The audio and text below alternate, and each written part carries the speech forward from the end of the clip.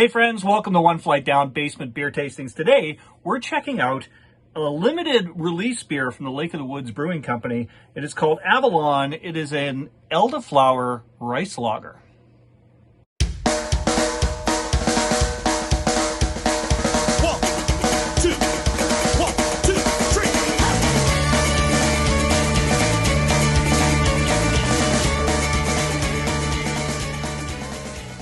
I don't know what elderflower should taste like or smell like or anything. I have no idea. So this should be an interesting beer.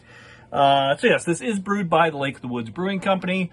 They have a brewery right here in Winnipeg. They originated in Kenora, Ontario, which is about a 2-hour drive from here.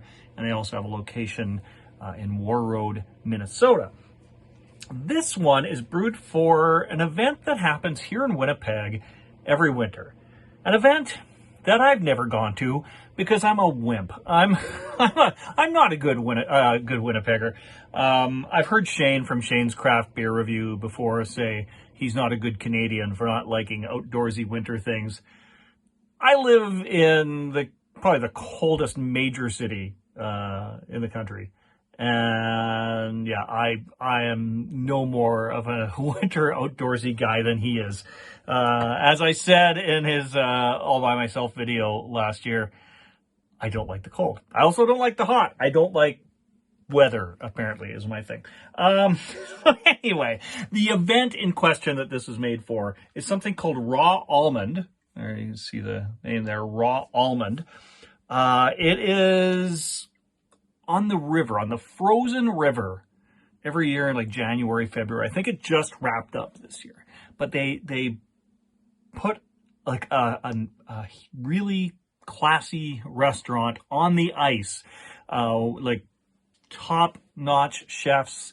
The food is supposed to be amazing, and it's like on the ice. Yeah, I'm too much of a wimp to do that, but it's supposed to be really good. Even here in the can, it says, collaboration beer celebrating the magic in brewing, architecture, and the culinary arts. Raw Almond is an event hosted on the frozen rivers of Winnipeg, Manitoba, in a one-of-a-kind temporary structure. World-class chefs gather to create a pop-up restaurant experience like no other. And I'll leave the website info for that if you want to take a look and learn a bit more about that. It's a pretty interesting event. I honestly wouldn't mind going sometime. This probably would have been the best year because it wasn't that cold. That said, then do you want to be on the river when it's like completely frozen over? I don't know. There's no good way of dining on a frozen river, I guess, or no ideal way anyway. All right, it has 5% alcohol.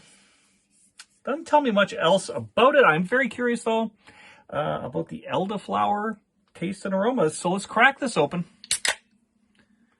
And I don't have any Lake of the Woods glassware. I don't think. No, I do not. But I do have a Winnipeg Jets glass, so good enough. Let's pour it into that. So it is a lager. It pours out quite light. Even lighter than your average lager, I think. That looks really, really light. Check out that snowstorm, hey? Upside down snowstorm is going nuts. And even through the snowstorm, I bet you can see my face through there. Okay, maybe not through the snowstorm, but when the snowstorm goes away, I bet you'll see my face. Yeah, I'm holding this position for a while, hoping you're going to see my face, but the activity is just not stopping with this beer. It's just super, super active.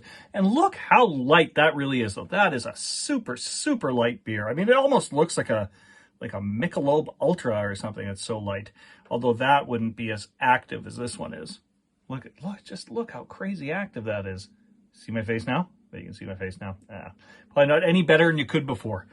I don't know why I'm so obsessed with you seeing my face. It's my best light. It's the best light to see me in is through beer. All right, let's get a nose on this. I'm not really getting anything that unique on the nose. It's supposed to be a pretty run-of-the-mill lager.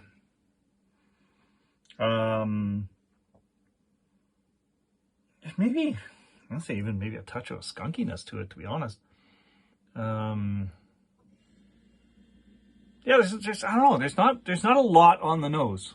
That touch of skunkiness seems to be gone now. I had just had like a whiff of that for a sec, but I don't know. I'm not getting much at all. It just smells like a really like an average lager would. So I don't know. Let's see what it tastes like. Cheers, my friends.